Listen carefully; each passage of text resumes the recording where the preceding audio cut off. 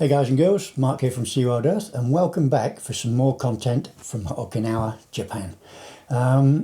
Today I'm going to be talking to you about throwing out the photographic rule book and breaking one of the golden rules of photography, insofar as rules obviously were made to be broken. And what am I talking about? High ISO. Recently, I've started to embrace shooting at relatively high ISOs in the middle of the day, even as far as ISO 3200. And why? Birding. Okay, it's an aspect of nature photography that I've been interested in for quite a while, but it's only recently that I've started to really kind of think, okay, well, this is pretty awesome. I want to delve more into it. And so I've been traipsing around the areas around my apartment when I've got some free time and just seeing if I can take some photographs of some of the resident birds. And I want to share with you now my thoughts about how I go about doing that, the method that I use, and some of my go-to settings for breaking the mold when it comes to high ISO photography. Okay, so going back, I would imagine at the beginning of the digital photography revolution, it would have been maybe a bit more pertinent with regards to being very, very wary of shooting elevated ISOs, purely for the fact that at that time, with the new technology, there wasn't very many third-party technology services, and by that I mean like denoise programs, that would allow you to overcome the elevated digital noise that you would find in, especially in the dark areas of your imagery. And to an extent that bears true today, but now, given the fact that there are companies that are specific to developing algorithms to denoise high ISO photography, to an extent it now kind of relegates that sense of like foreboding when you start to go on beyond ISO 1600, 2000, etc., etc. For many, many years, I would always try and I would start to get wary when I start to get up towards ISO 640, 800, or even 1000 ISO. Beyond that, I was like, oh no, I'm in the taboo land of digital noise, and my images are going to look rubbish. But given the advent, I personally use Topaz denoise, which I find is pretty awesome. There are many others. There's also Define 2, which is part of the Nick collection, which I also have. And there are some other programs called DxO Pure Raw, I think. I don't actually use that one. But what I'll do is I'll do a bit of research and I'll look for the denoise programs, and I'll put links in the comments below. So check those out if you want to. Now, I'm shooting on a Canon EOS 5D which is 50.3 megapixels of resolution, which means it's not that great in low light anyway. So I generally tend to boost up a little bit the ISO. For lens wise, at the moment I'm only using a relatively cheap entry-level variable focal length zoom in the Tamron 150 to 600.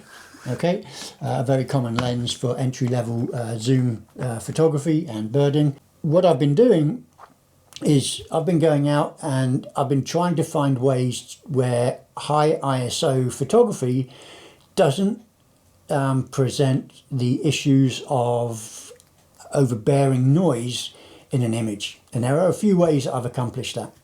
Well, the first thing that I've come to realize is that backgrounds are very important, especially if you're, when you're photographing birds, not necessarily in flight, if they're in vegetation or on vegetation. Always be very wary of your background, because with high ISO, you're going to get more noise apparent in the darker areas, in the shadows of your images. So if you can compose your images in a way where you've got a lighter background, then the noise apparent is going to seem to be a bit less than if the background is dark.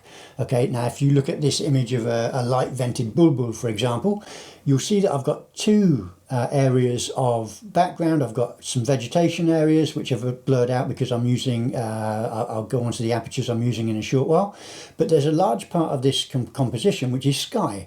Now that sky being lighter, you don't really notice much noise in the image, and this image was actually shot at ISO 3200. Okay, And what you'll notice is I've run it through Topaz denoise, and to all extents and purposes, this is a very nice image. The noise issue isn't noticeable to begin with. I mean, if you really want to pixel peep, then you can look in and you'll see in the shadows that there is some noise. But for the most part, it's an image. If I'm using it online for a website, for a display here on a YouTube video, or even as a thumbnail for a YouTube, it's a perfect little image. And here is a slideshow of recent images I've accomplished, all of which were shot with super high ISOs in the range of between 2500 all the way up to 4000. And I'll put the settings underneath the images.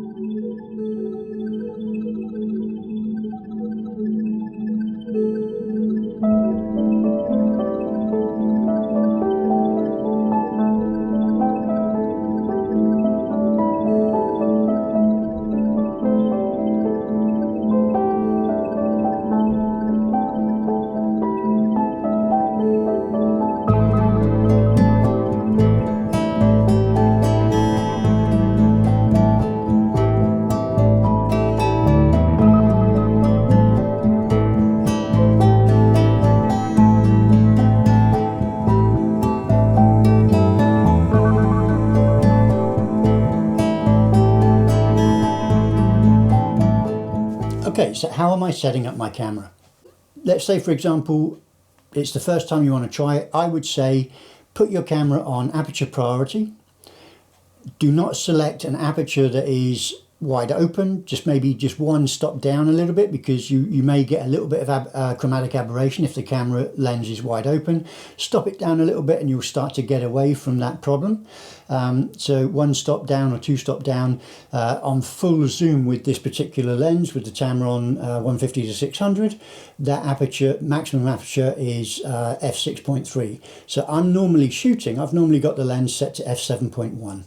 All right, because I'm on the aperture, what I would then also do is I'll put my ISO up to about 2500 to begin with, and that then is going to give me, depending on the conditions, it's going to give me a shutter speed super elevated, which then is going to allow me to get a really nice detail.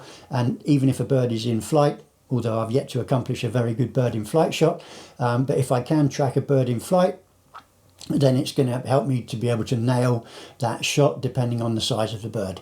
And there is a correlation with regards to the size of the bird and the shutter speeds you may use, because larger birds like herons and egrets and things like that, their wing beat is a lot slower than your small starlings and swifts and tits and things like that. So with the smaller bird, with the higher beats per minute, as it were, with their wings, then obviously a higher shutter speed is needed in order to be able to freeze those wings in flight, as opposed to a larger owl, egret, heron, etc., etc. Okay, so that's one thing to bear in mind. But for what I generally tend to have, the way that I set out when I first started doing it, I would have ISO about 2500, maybe 3200, aperture setting f7.1, and then because I'm on aperture priority, the shutter speed would sort itself out. But with those settings, I could guarantee that I'm getting a minimum of around 1/1600th of a second on the shutter speed, which is way suitable enough in order to get all of the detail in a bird, whether it's sitting on vegetation or bouncing around between tall grasses.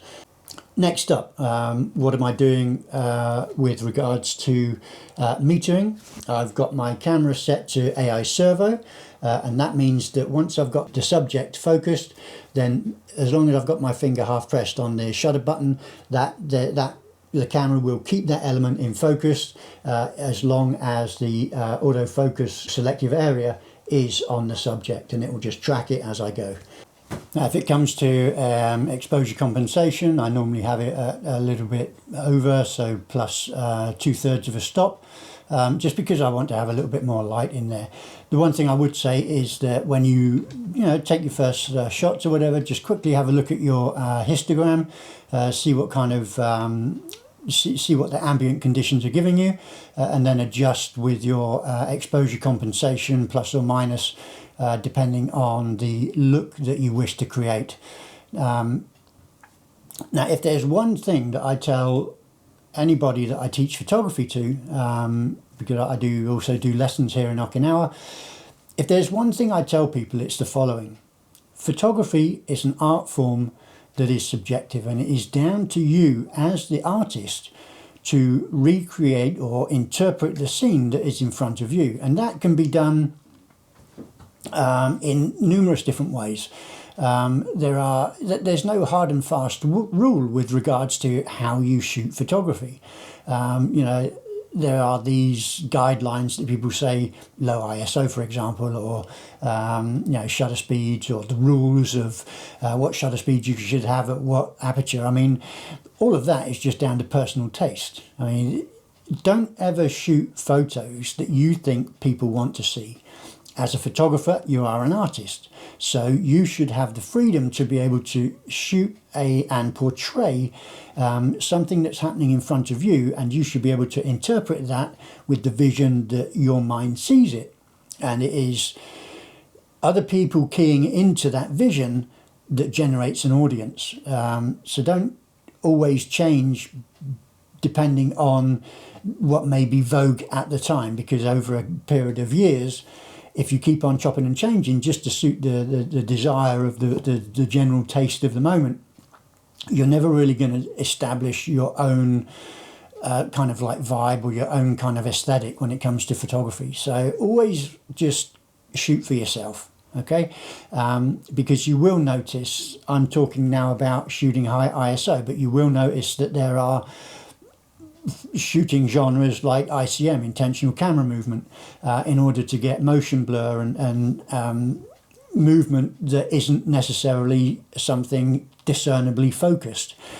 So depending on the interpretation of whatever it is you have in front of you, gives you the freedom to be able to shoot in a way that suits you. And that should always be the one thing that grounds you in your photography.